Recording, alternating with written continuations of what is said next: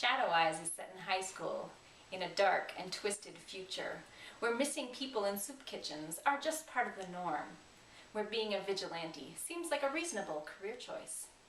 On her first outing, as a small but serious protector of the night, Scout gets nailed in the head with a brick. And when she wakes up, she has somehow gained the power to transform into a small, round, blue and black beastie, which doesn't bother her too much because it makes her a much scarier and much more effective hero that way. Shadow Eyes by Ross Campbell. Samson, George, and Ramek were on their way to following friends into drug dealing, gangs, and prison.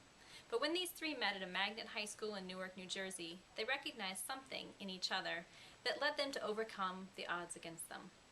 On the way out the front doors to cut class, a security guard and principal chased them into a healthcare career fair, and it changed their lives forever. They stayed and they listened, and they made a pact of friendship, deciding together to take on the biggest challenges of their lives, to attend college and then medical school. And they did. This is We Beat the Street, How a Friendship Pact Led to Success, by Dr. Samson Davis, George Jenkins, Ramek Hunt, written with Sharon M. Draper. Dodging bullets to throw oneself onto a boat which almost sinks in a violent storm is just the beginning in Luke Sack's harrowing life as a Vietnamese immigrant growing up in West LA. In his memoir, he does not flinch in capturing the peril of gaining asylum in an American heaven that is in reality a dismal slum in an alien culture. The result is a story that's not for those with a faint heart or a weak stomach. I Love Yous Are for White People by Lac Sue. It only takes a second to tell someone how you really feel. It only takes a minute to write it down, hand it to a stranger, and watch them get it completely wrong on a cake. Cake Rex is completely devoted to the crazy thing professional bakers will write, draw, or stick to your cake. What could you possibly do to a cake that was so bad? Let me show you. Happy birthday, Edna. This is Cake Rex by Jen Yates. Mrs. Grubnick has a real problem with Richard. She told me that on Thanksgiving she makes him sit at the kids' table. That's because she really, really hates Richard's ex-wife, Angie, and Richard has Angie tattooed on the back of both of his hands.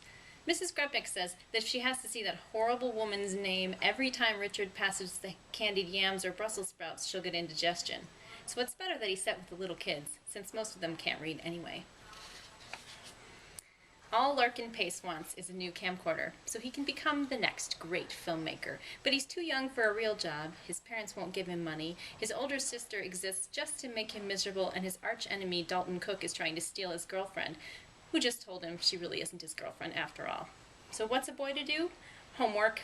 Accidental Genius of Weasel High is Larkin's notebook blog of 5 months of his 14-year-old life. Accidental Genius of Weasel High by Rick DeTore. True love can't be denied, except by your grandma. Sue and Andy are two Asian kids living in a suburban white bread town. They are constantly explaining what it means to be Chinese, Sue, or Japanese, Andy, to their friends, and what it means to be American at home to their parents. When they fall in love, they have bigger issues, their family's expectations. Andy is Japanese, Sue is Chinese, and while that may mean nothing to the other students of Lakeville High, Sue and Andy know it presents a world of problems to their families. Mismatch by Lindsay Namioka. I've never been to a school where you have to go through a metal detector before you can get to class, where my fellow students murder each other because gangs dominate our world.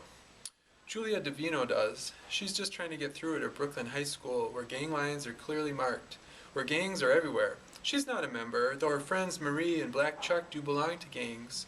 Julie has a future, and she's not going to let that get her in her way.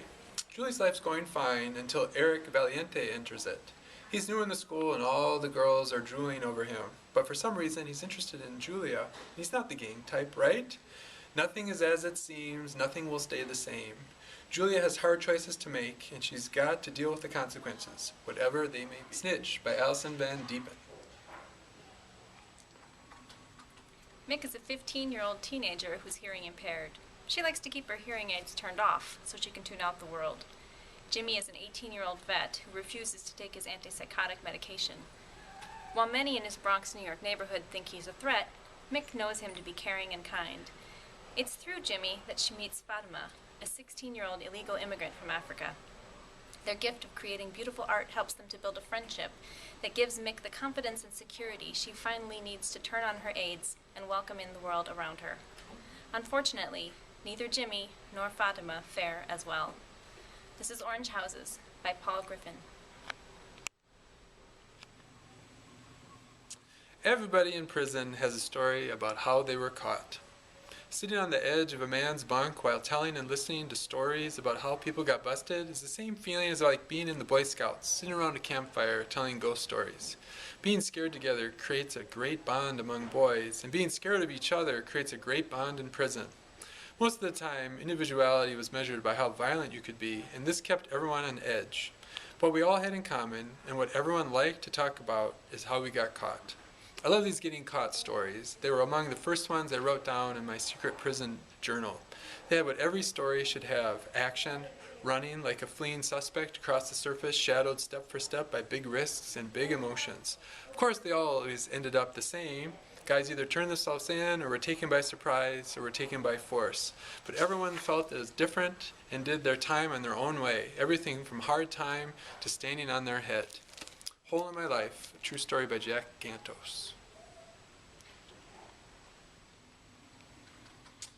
Miguel knows that no one will ever forgive him for the tragedy that changed his family's life forever. So he doesn't fight it when he's sentenced to a year in juvie detention. He doesn't even mind the rule that he has to keep a journal. But that's all he does. Counselors? Who needs them? Miguel spends all his time alone and despondent, till one of his other roommates, Mong, plans an escape, and that changes everything. Miguel and his other friend, Rondell, decide to join him. Miguel believes if he can escape across the border to Mexico, he can start a new life. Mong is a troubled boy with a bunch of physical and emotional problems. Rondell is mentally challenged, prone to violent outbursts. Even though they are so different, the runaways forge a bond as they hide, steal, fight, and work their way up and down the coastline. But can Miguel really run away from his past? By Matt de la Peña. Drew Larson has mad game. He knows it, his teammates know it, and his coach knows it. But now there's a white boy who's getting all the coach's love. Worst of all, the new kid is trying to take over Drew's team. Drew can't lose his cool because he needs ball to get to college. All around him he sees great players who didn't make it. Drew refuses to become one of them. He just needs to find out how deep his game really is. Game by Walter Dean Myers.